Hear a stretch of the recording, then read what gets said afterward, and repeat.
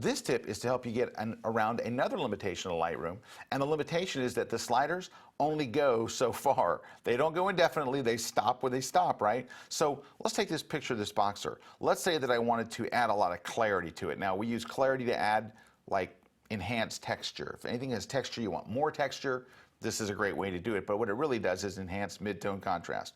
So let's say that I click and I drag it way over and it gives this wow, big effect. In fact, it's so much that now it's kind of made things ugly over here. So I'm going to go get the adjustment brush.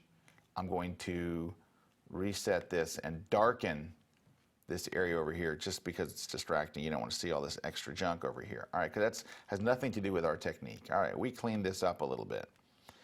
Because that does enhance I made my brush a little too big. Because it does enhance mid-tone contrast, you can see that it brought out all kinds of stuff in the background in the midtones, but I think we've gotten rid of almost all of it.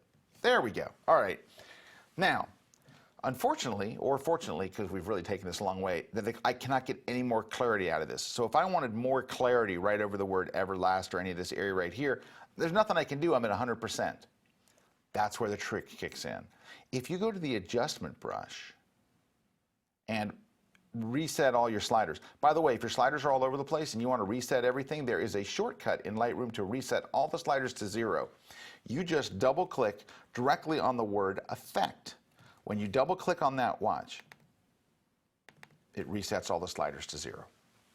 So what we're going to do is we're going to get extra clarity. We're going to sneak it out by going to the clarity slider, cranking it up, and now I've got another layer of clarity. Look, that I can do over that. Do you see how that popped? Now you can see a before and after by going to this little toggle switch down here at the bottom.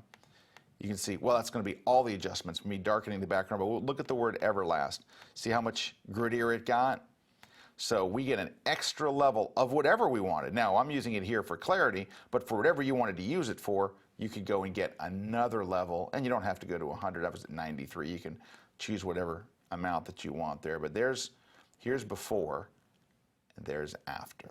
So it's kind of a way to make your sliders a little longer inside Lightroom by, we call it double stacking. So try double stacking next time. Whatever it was, you used highlight recovery, it wasn't enough, go paint over it again with highlight recovery, see if that works.